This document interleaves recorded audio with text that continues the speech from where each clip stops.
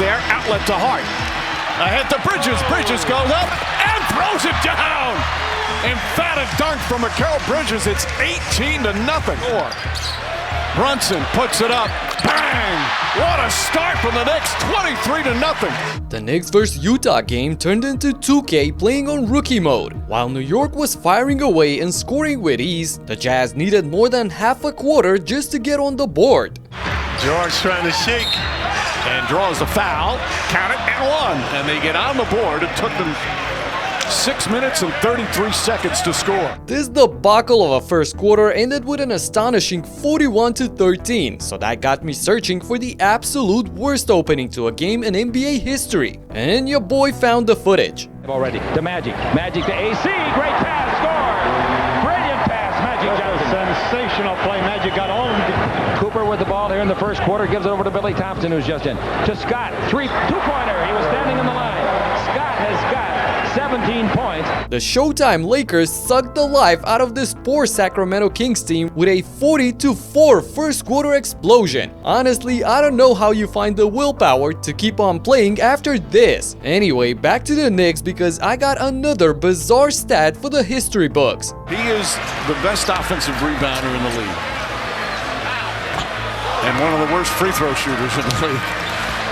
You may know that Mitchell Robinson is a bad free throw shooter, a career 51.5%, which is worse than Shaq, by the way. But this season, he's on a mission to become the undisputed worst free throw shooter in NBA history. So first, let's see who's the reigning champion in this infamous category.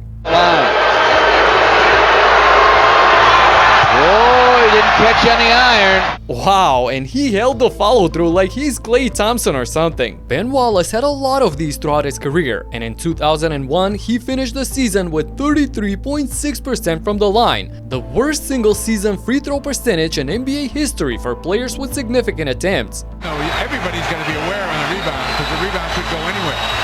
It's an ambush.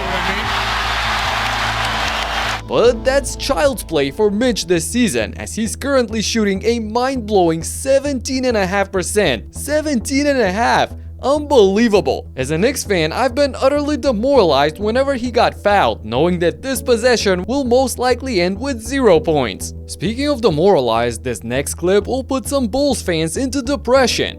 Jimmy, I don't know if you're aware of this, but the Bulls still haven't won as many games without you as they did with you. I think the tally is 276 to 275. Any thoughts about that? That's a hell of a stat. Wow. No, they'll figure it out. The city deserves that. I will say that. The city deserves to win, to be in the playoffs, to compete. Wait, what? This is the 9th season of Jimmy being out of Chicago, and the Bulls still can't top the 6 years that he was there. Starts to drive, step back in the air. Oh, happy step back and kiss myself. Big time players make big time plays. Woo! Butler. They had a chance to even the record right against him, but of course a guy like Butler would not allow that to happen. Also play got the Warriors this possession, and Butler gonna pay it off. Bro, I love those ghost squeeze. Jimmy Butler 3. All right, for Jimmy. He's got 16. Moving on with more weird stats, and this one from a month ago shocked me. With this three-pointer, Tim Hardaway Jr. became top 25 in all-time three-pointers made. I mean, I know he can shoot it, but as a role player, I would think that high-volume shooters like Kyrie, Kobe, or Carmelo would have more threes than him. And I would have guaranteed that Peja Stojakovic was ahead of him. But that's today's game, and props to Jr. for entering the elite group of three-point shooters. And speaking of elite, watch this monster defensive sequence from the Thunder. Guys, we're so excited for JW to be back. They just wanted to feed him the basketball. Oh, it speaks for the camaraderie. Man, look at the pressure he's putting on Gillespie. Did a good job of not fouling too with that heavy pressure. Forced the Suns way back out on the perimeter now. Is SGA with a poke away. Shot clock a factor. It's 2-1. Don't want to foul. Booker the desperation heave. And what a defensive stand for this Thunder defense that really is ratcheting it up here in the third. Not only do the Thunder have the absolute best defense in the league, but what's staggering to me is that the difference between them and number 2 is 6.6 points, which is the same as the difference between number 2 and the 23rd defense in the league. Clayton's, who had a nice spurt off the bench, ace at the elbow, beautiful pass denied by Chet as he got that swat.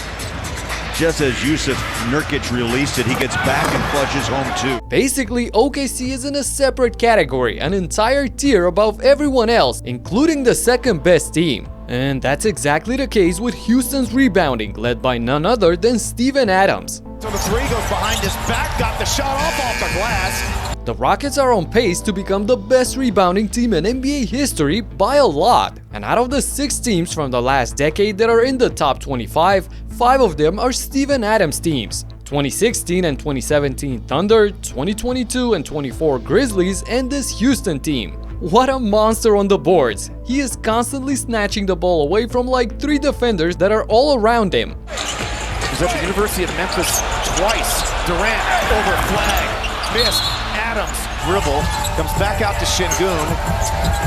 Shot clock winding down, couple of ball fakes on the 3, goes behind his back, got the shot off the glass. And you know who else has been a monster this season? In a shocking turn of events, Austin Reeves is now the 9th best scorer in the league. Soda into the hands of Reeves, 5 seconds.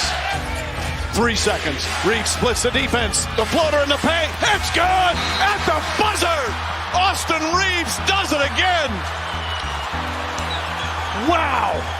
50, 10, and 9, and just 2 turnovers. But he's got 50 on only 22 shot attempts. With 28.5 points per game, Reeves is better at scoring than guys like KD, Curry, Jamal Murray, or Devin Booker. His 6.7 assists per game are better than guys like Jalen Brunson, Donovan Mitchell, and De'Aaron Fox. Reeves is 19th in the league in this category, by the way. Dude is playing at an all-star level this season, and he'll be taking away fan votes from LeBron himself. It's gonna be hilarious if he gets in and James doesn't. And while we're on the topic of assists, Jalen Johnson has no business being the 8th best passer in the league as a forward. Almost 8 assists per game, along with 10.5 rebounds and 23.5 points per game on 53.5% from the field and 40% from downtown. And get this, a week ago, Johnson recorded a triple-double in the first half against the Nuggets. That was the 2nd fastest triple-double in NBA history. Eagles leader Dyson Daniels. Jalen taking it home. A great all-around season for one of my favorite players, and he can only hope that his teammates follow suit and Atlanta starts climbing up the standings. Thing is, the Lakers are continuing to sit high in the standings after yet another absolute thriller of a game against Philly. There he is. What an atmosphere. LeBron for the lead. Got it! I mean, don't stop yelling. LeBron! Isn't that obvious? Isn't it obvious? I keep telling him. Check it out if you haven't, right here in this video. Talk to you in the next one. Peace out.